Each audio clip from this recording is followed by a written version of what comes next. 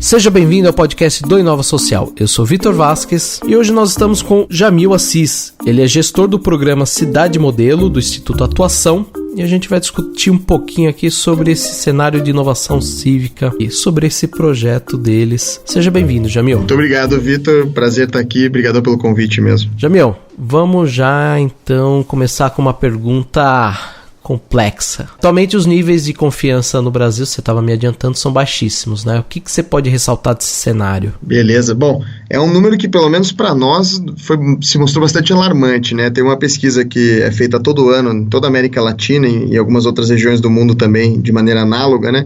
Chamada Latino Barômetro. E uma das perguntas que eles fazem para as pessoas é se você confia nos outros na maior parte do tempo, né? E a confiança, os níveis de confiança interpessoal no Brasil, eles têm os piores níveis de toda a região da América Latina. Isso considerando que, né, uma região que tem países que estão passando por crises e crises políticas, crises econômicas e sociais, às vezes até mais acentuadas do que as que a gente vem experienciando aqui no Brasil. Uhum.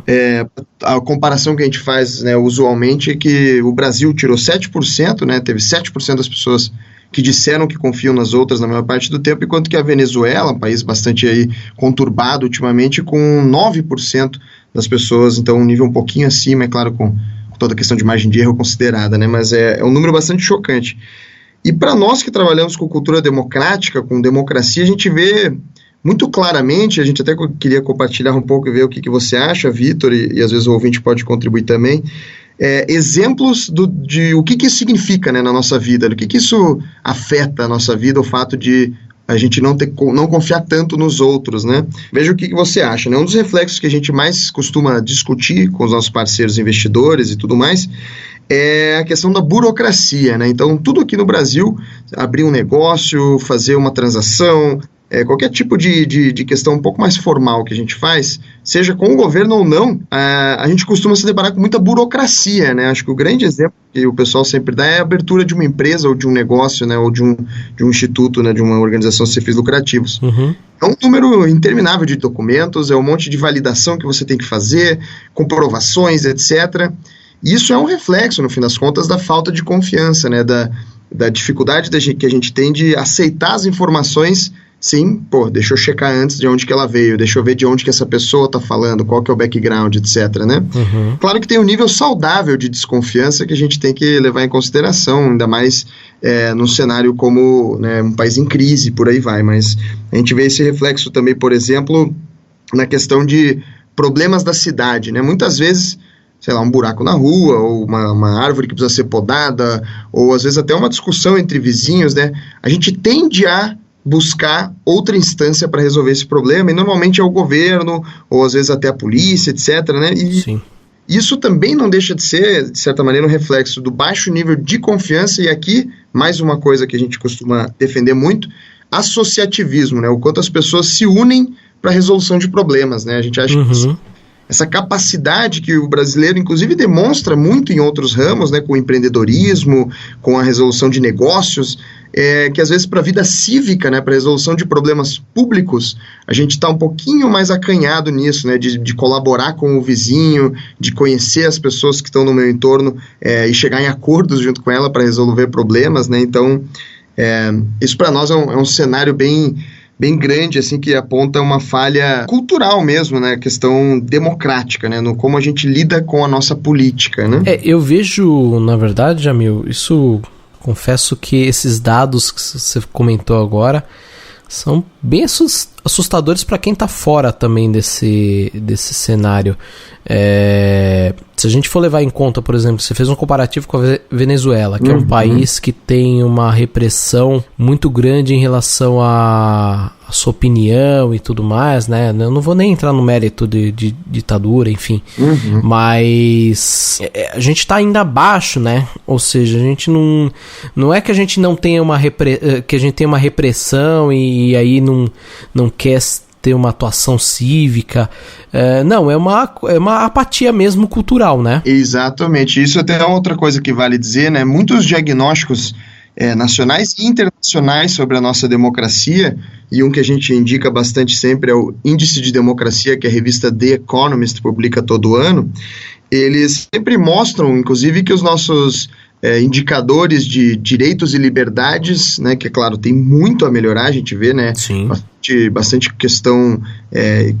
questões estruturais aqui no nosso Brasil com relação a direitos e liberdades civis que podem ser melhorados muito, né, mas mesmo assim, sempre uma avaliação bastante positiva, né, a gente tem bastante garantias, bastante legislação sobre o assunto, mas o que acaba acontecendo é que o comportamento do brasileiro, em geral, né, e a gente trabalhando aqui em Curitiba, mais especificamente falando, viu, ele ainda de suspeita, de pouco associativismo, né, de pouca união para a resolução de problemas sociais dentro da sociedade civil, né, sem a interferência ou até mesmo o protagonismo do Estado, né, isso é muito esperado mesmo, e claro que em situações específicas é muito esperado e necessário que o Estado seja o protagonista, né, mas, por exemplo, questões de bairro mesmo, questões de dia a dia, a gente precisa desenvolver um pouco mais essa mentalidade de dono, né? Essa mentalidade de que a gente pode se unir para resolver os nossos problemas, né? E uma outra coisa que dá para destacar disso é que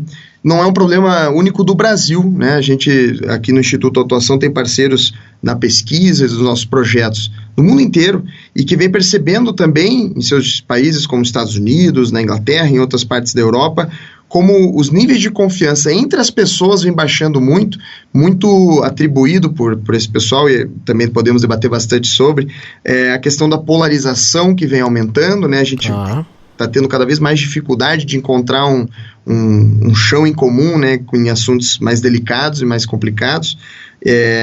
Essa crescente dificuldade de lidar com a informação, né? Então, um excesso de informação e muitas vezes desinformação. Então, são tendências que a gente sente muito na pele aqui no dia a dia, no Brasil, mas que são globais, né? Então esse é um problema, realmente, uma questão sobre cultura democrática que a gente vê acontecendo no mundo inteiro. E o legal é que para nós aqui do Instituto Atuação, isso é basilar, isso é uma coisa que a gente tem que trabalhar e de maneira urgente, porque por mais que a gente tenha, isso, né, aqui na Atuação, uma premissa, boas instituições, governo que funcione bem, uma legislação super impecável, se ela não tiver uma base de uma cultura em que as pessoas confiam umas nas outras, compartilham de valores comuns, que colaboram, né, uns com os outros para resolver problemas, essas instituições vão passar por crises, né? Porque no fim das contas, quem popula, quem trabalha nas instituições são a população daquela região, daquele país, né? Então, é necessário a gente trabalhar e pensar um pouco mais sobre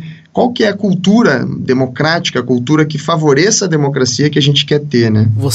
É claro que a gente não vai conseguir achar essa resposta para os 7% aqui, ainda mais nesse nosso bate-papo aqui, mas você acredita que essa queda esse número tão baixo, ele então seja um misto de tendências globais, né, que você falou sobre a polarização, a questão da disseminação de informações, até mesmo as fake news, né, que eu acredito que seja um fator bem relevante, misturado um pouco com a nossa tão nova democracia, por assim dizer, porque a democracia no Brasil hoje ainda é muito recente, né? Se a gente for pegar. Você acredita que esse 7%, então, ele seja um misto de todos esses fatores? E é engraçado. Na verdade, sim, entre esses fatores e muitos outros, né? Acho que esse é o típico problema, ou questão social complexa, né? A questão da confiança, porque a gente falou de alguns fatores aqui, mas eu posso enumerar vários outros que a gente vem pesquisando, por exemplo, o sentimento de insegurança, né? A gente aqui no Brasil experimenta níveis de criminalidade altíssimos em diferentes lugares, né? Inclusive aqui em Curitiba, né? Não fica fora disso, dessa tendência nacional. Há números altos de violência, criminalidade, etc. E isso também é claro que afeta, né, o quanto a gente confia no estranho, o quanto a gente confia nos outros. Se a gente tem uma sensação generalizada de medo, né, de, puxa, será que eu saio de casa ou será que eu fico em casa porque eu tenho medo do vizinho, porque eu tenho medo de assalto, etc. E outro indicador que afeta também, e que a gente tem visto isso em pesquisa, que a gente validou aqui em Curitiba, mas também em outros lugares do mundo, é a percepção do quão justos e imparciais são os serviços da polícia e do setor judiciário do governo, né? Então, do braço judiciário. Interessante. Esses dois braços, digamos, organizações específicas, afetam e têm uma correlação com o índice de confiança muito alto, diferente, por exemplo, da percepção de corrupção, por exemplo, que a gente tem do governo executivo, do governo federal no nível executivo, e é curioso isso, a gente tem que entender um pouquinho melhor por que dessas coisas acontecerem, mas a gente tem uma intuição, e isso alguns pesquisadores vêm trazendo, porque são esses os serviços que garantem o convívio, né? É o policiamento, é a segurança pública e é o judiciário para administrar conflitos, né? Tem um pesquisador muito bacana lá na Suécia chamado Bo Rothstein. Ele tem umas pesquisas bem bacanas, eu posso deixar o link aí com vocês. Ele avalia países da Europa inteira e acha esse mesmo diagnóstico que a gente encontrou de alguma maneira testando uma ferramenta de avaliação de democracia aqui em Curitiba, né, o quanto o judiciário e a polícia, especificamente falando, pesam na percepção do cidadão de confiar ou não um no outro, né? E um último fator, só para eu trazer aqui, né, para ver se alimenta o bate-papo, os níveis de conhecimento político também tendem a ter alguma correlação, né? Então, a gente entender um pouco qual que é o meu papel dentro da comunidade, da cidade, do governo, do convívio social, digamos, em geral, me ajuda a estar mais seguro ou menos seguro na interação com os outros, né? Eu sei o que eu posso esperar das outras pessoas, o que eu posso cobrar, né, de certo e errado das outras pessoas. Então, um certo nível de conhecimento chamado cívico, né, então, sobre funcionamento do governo, qual que é o meu papel de cidadão, mas bem básico mesmo, ele tende a ter também algum tipo de correlação com o nível de confiança que eu tenho nos estranhos, né? Muito interessante. E vocês estão com um programa de cidade modelo, né? E o que a gente pode usar dessa inovação para resolver esses problemas complexos? Legal. Conta um pouquinho mais, o que é esse programa? Com certeza. Eu acho que a gente tem aqui na atuação algumas ideias interessantes que a gente gostaria de compartilhar, e a primeira é justamente um desafio que vem quando a gente escolheu o tema de cultura democrática. Puxa, como que eu avalio isso, né? Como que eu chego numa conclusão, numa mensuração, se ela está indo bem ou não, né? E isso é um gap mundial, porque os grandes indicadores de cultura ou avaliações de cultura, índices, etc., são sempre medindo países, né? Então a gente viu que isso era uma dificuldade, no caso do Brasil especificamente, mas em outros lugares do mundo também, porque a cultura varia muito de um lugar para o outro, de um contexto para o outro, né? Eu tenho certeza que aqui de Curitiba para São Paulo, por exemplo, a gente vai ver uma variação tremenda nos costumes, nos modos de viver, nas percepções sobre o governo, etc. Então, a gente viu esse gap de, puxa, se eu quiser trabalhar com uma cultura num lugar bem específico, eu não vou ter como avaliar. Então, a gente criou e está lançando agora, no mês de junho de 2018, esse índice de democracia local, um conjunto de métricas para avaliar a democracia em geral dentro da cidade, mas que eu consigo principalmente ter uma foto da cultura democrática da cidade, principalmente usando 3 indicadores. Legal. Que é o indicador de confiança, quantas pessoas confiam umas nas outras e no governo, nas instituições. O indicador de associativismo, ou seja, quantas pessoas colaboram umas com as outras, participam de clubes, participam de associações. E o indicador de conhecimento político mesmo. Então, são entre vários outros indicadores o que a gente avalia e que serviu de base justamente para a ideia do programa Cidade Modelo, que é como que nós criamos um programa em que a gente consiga testar e entender melhor o que faz uma cultura mais democrática, né? Então, ver quais fatores estão por trás, né? A gente jogou aqui, brincou com alguns deles, de segurança, conhecimento, crise de comunicação e fake news, etc. Quais são esses fatores todos que estão afetando hoje a nossa cultura, né? E deixando ela menos democrática, digamos assim, e como que nós podemos trabalhar com eles? Então, a ideia do programa Cidade Modelo é ser esse laboratório de inovação cívica mesmo, um laboratório em que a gente experimente com parceiros daqui, locais, né, de Curitiba e de todos os lugares do mundo, soluções para essas grandes questões que não são só, como a gente está falando aqui, do Brasil ou de Curitiba, são soluções para problemas globais mesmo. Então, essa é a ideia, né, por detrás do programa Cidade Modelo. O que eu acho interessante é que, como vocês estão em Curitiba, vocês não estão em nenhum lado, nenhum extremo da ponta, né? Vocês não estão em nenhuma megalópole como São Paulo, mas vocês não estão em nenhuma cidade também com índice de violência extremo, como Rio de Janeiro, ou até mesmo Vitória, enfim, Fortaleza também está nesses índices, né? Como vocês também não estão numa micro cidade do interior de Goiás, enfim. Eu acho que vocês estão não sei se foi coincidente ou enfim, vocês pegaram um cenário interessante para poder funcionar como laboratório, né? E eu achei muito legal que vocês falaram, que você falou, aliás, que realmente, eu acho que funciona super bem você ter esses índices de forma de país lá fora. É muito fácil você ter um índice de país num país, por exemplo, do tamanho da Suécia ou do tamanho de Portugal. Mas num país num país continental como que é o Brasil, eu acho que vocês acertaram perfeitamente trabalhar por cidades. Ah, legal. E a gente foi um pouco de coincidência, mas também vale bastante o achado da nossa pesquisa, né, com os parceiros internacionais, primeiro, né, dessa variação contextual que existe. Então é claro que uma cidade vai ter uma cultura muito distinta de outra, inclusive nesses países, né, que a gente mencionou, menores. Então, o nível local, ele, nesse sentido, ele é um pouco mais universal, né? A gente sempre acaba vivendo em cidades, é onde a gente acaba interagindo, onde a gente acaba recebendo os serviços públicos. Isso casa também muito bem com um princípio que nós estamos estudando para várias coisas, inclusive para a gestão, mas para o dia a dia, mas também principalmente por causa da política, que é a ideia de subsidiariedade, que é empoderar as bases, no fim das contas, que é essa ideia de eu fortalecer primeiro o indivíduo, as famílias, as comunidades, as associações entre esses indivíduos, e aí depois que eu vou trabalhar em empoderar o Estado, né, do governo municipal, o governo estadual e por aí vai. É uma noção de realmente delegar o máximo possível para as instâncias menores, sempre, claro, com o apoio de quem está organizando ou coordenando tudo isso, mas sempre tentar empoderar o máximo possível quem está lá na ponta, né?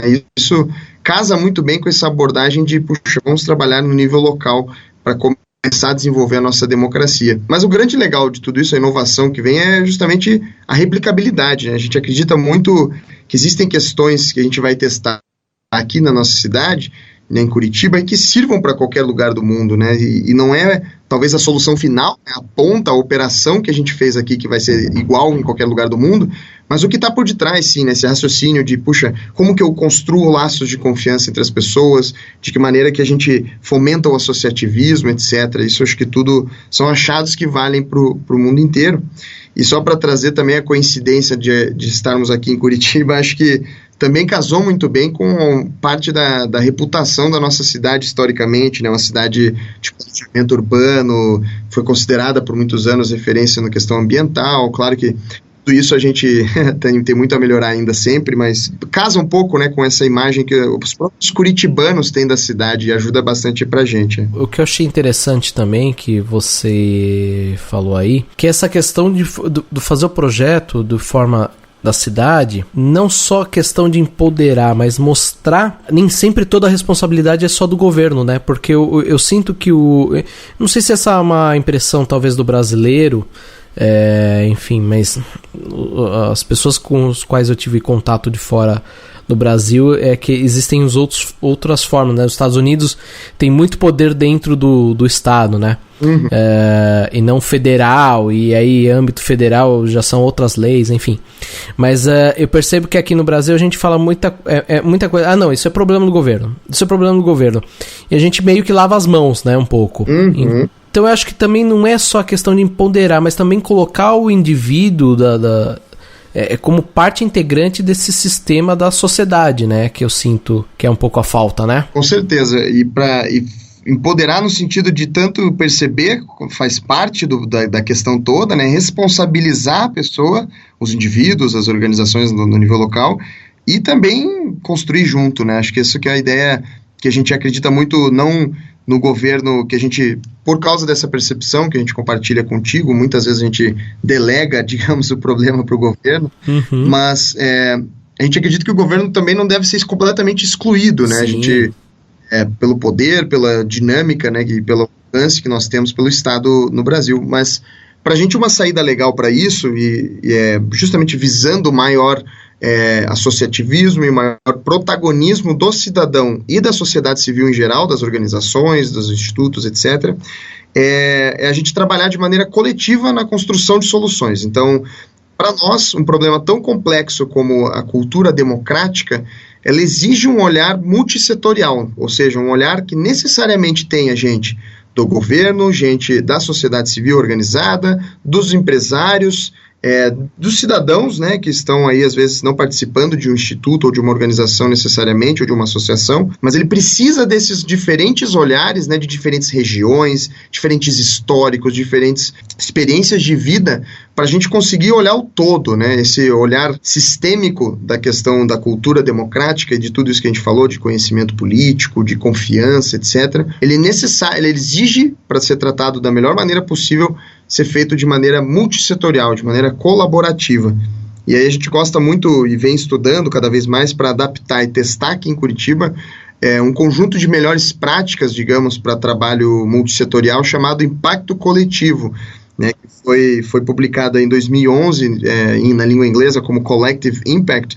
E existe uma gama de materiais riquíssima disso em toda a internet, principalmente proposta pelo pessoal da consultoria dos Estados Unidos, FSG, e ele traz justamente essa, digamos, uma solução possível para fazer esse tipo de trabalho que às vezes parece homérico e muito complexo e difícil de se fazer, que é juntar pessoas que normalmente ou estariam em lados opostos de uma mesa de debate, ou nem mesmo chegariam a sentar juntas para pensar e trabalhar. Eu junto esses diferentes perfis para construir algo coletivo, para construir algo maior, né? E isso, para nós, foi um achado tremendo, muito legal mesmo, que a gente recomenda muito, que basicamente são melhores práticas para você fazer esse tipo de coisa dar certo. E é legal que a gente vê vários exemplos disso acontecendo aqui no Brasil e fora, né? Então, projetos que conseguem diminuir, por exemplo, né, o índice de gravidez entre adolescentes numa cidade nos Estados Unidos, se eu não me engano, em 50% num prazo menor de 3 anos, né? Um problema super complexo em que eles conseguiram, com essa articulação multissetorial, resolver de maneira mais rápida. E um exemplo que a gente tem aqui no Brasil, um dos nossos conselheiros trabalha no Instituto Coca-Cola, e o projeto deles, Acesso Mais Água, ou Água Mais Acesso, desculpe, ele justamente é uma articulação multissetorial para levar água potável para regiões do Brasil onde isso é uma dificuldade, e usando esses princípios também, né, de governança compartilhada, de escolha de metas de maneira coletiva, de articulação de ações, né, e não desenho necessariamente de novos projetos. E é muito bacana mesmo a gente ver esses casos na prática para ver que muitas vezes só não acontece esse tipo de mudança em larga escala porque não é tentado, viu? A gente gosta de incentivar bastante. Se fosse para nomear esses players que a gente teria nesse cenário, você teria o quê? O governo, a sociedade civil, mas a sociedade civil também empresas? Se divide bastante. Então, como que você... Não, acho que varia um pouco de acordo com a questão que você está lidando. No nosso caso, né, estamos falando aí de cultura democrática e nisso a gente coloca como principais indicadores esses 3 que eu venho repetindo, né? Confiança, associativismo e educação cívica. Para esses temas, a gente tem uma série de atores que são específicos, por exemplo, o setor da educação, né? Então, principalmente a educação voltada à educação política, educação cívica. Aí você tem escolas privadas, escolas públicas, você tem pedagogos, você tem as secretarias de educação, principalmente a do estado e a do município.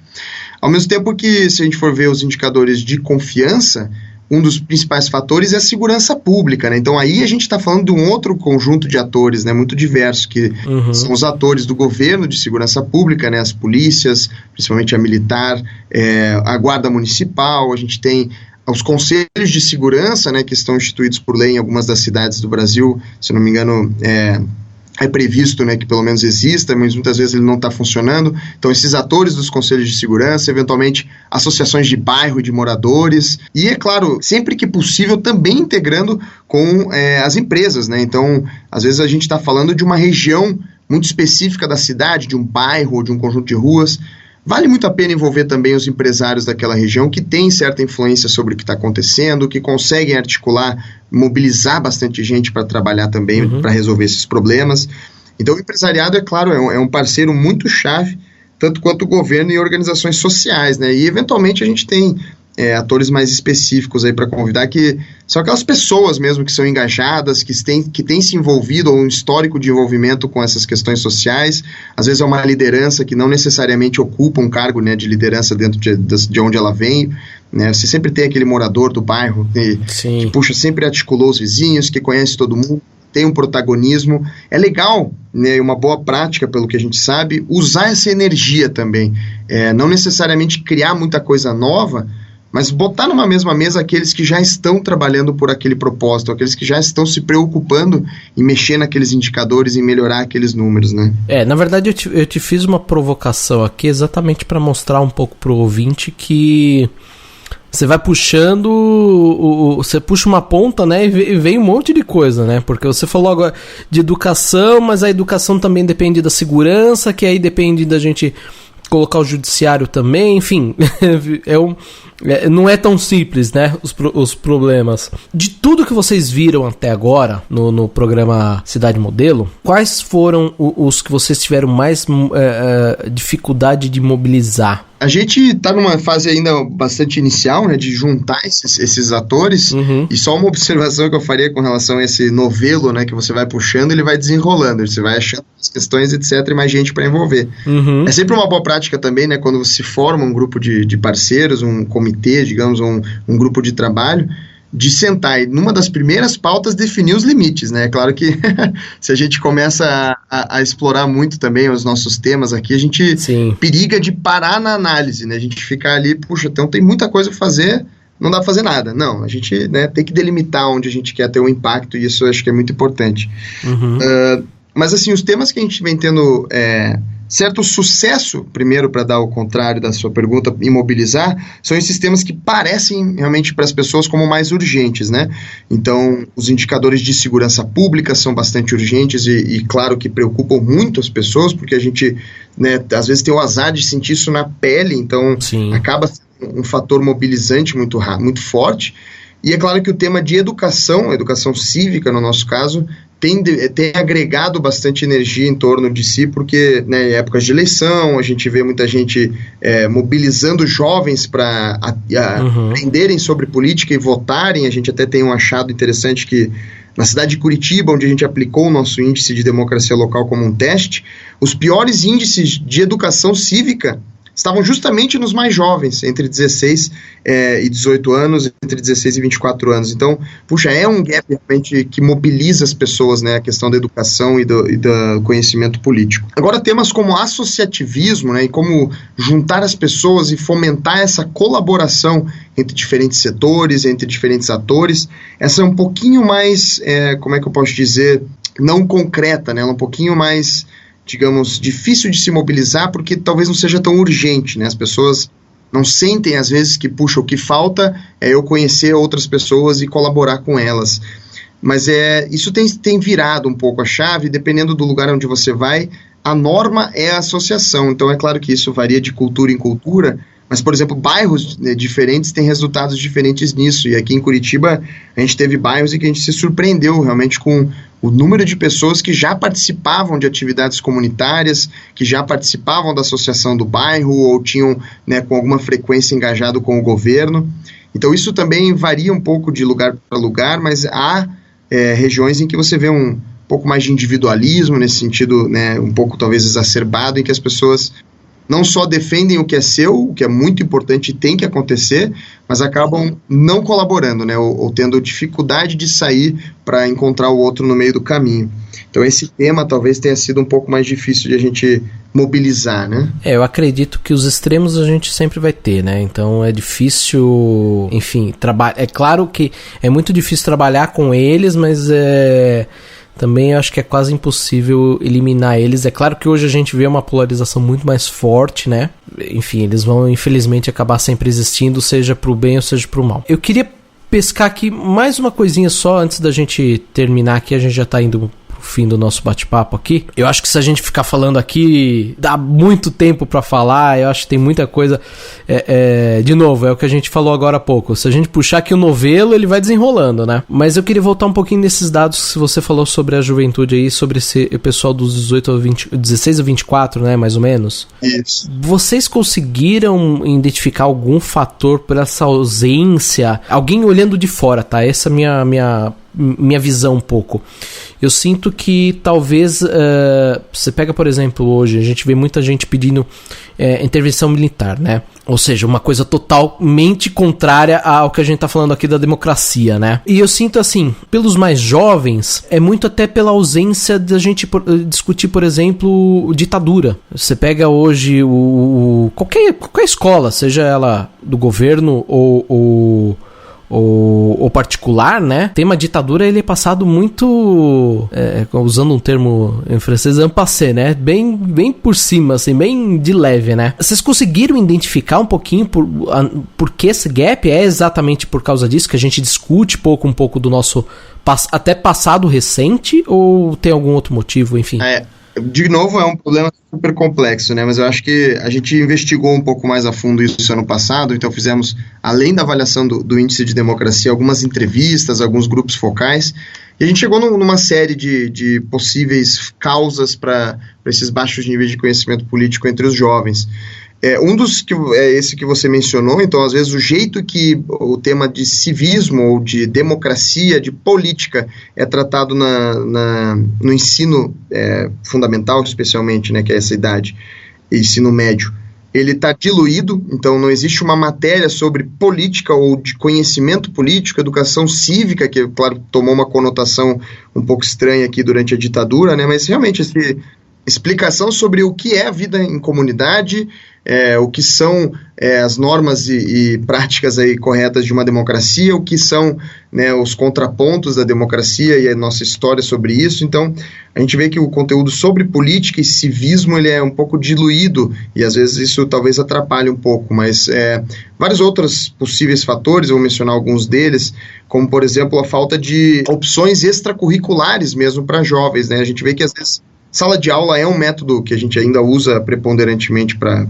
ensinar, para trazer conteúdo, mas às vezes grava-se melhor, a gente aprende melhor na prática, né? Isso especialmente no tema de política, a gente indo votar, a gente debater com os outros, e às vezes falta na nossa percepção e avaliação aqui de Curitiba esse tipo de programa, esse tipo de oportunidade mesmo dos jovens de engajarem em algum tipo de atividade política. A gente tem, claro, exemplos muito bacanas de coisas sendo feitas para melhorar isso, então alguns projetos específicos, algumas escolas que têm, né, iniciativas super interessantes que devem ser replicadas, mas em geral acho que esse é um outro fator interessante.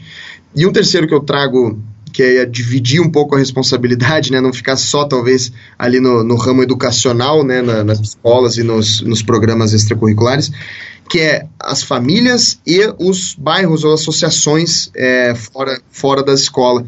Isso também não é um tema que a gente costuma, até pouco tempo atrás, enfatizar ou formar as pessoas para, né? A gente tinha até o ditado que, graças a Deus, está sendo aí muito debatido e tirado da voga, que política não se discute, né? E isso é claro que se discute. O que não se faz é se ter extremismo, dogmas, né? O que a gente tem é debater de maneira saudável, porque é isso a democracia, é o debate e a construção. Então a gente vê que às vezes as famílias não enfatizam muito essa formação, tanto quanto a formação política e ética, digamos, das crianças, tanto quanto a formação técnica, né?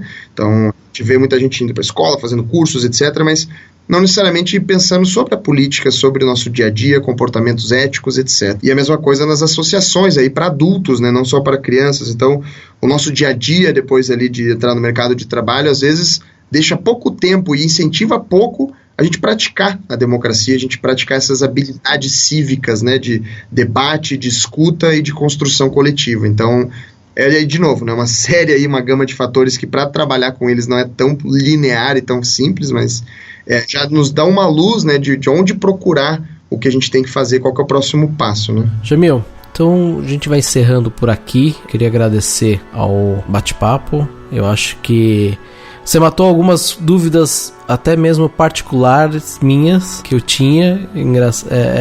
É legal que vocês estão fazendo esse projeto. Enfim, conforme a gente for caminhando aí com o programa, a gente vai ter outros bate-papos aqui. Foi o que eu falei, de novo, o novelo, se a gente for puxando, eu acho que a gente tem que usar uma puxadinha para cada programa, né?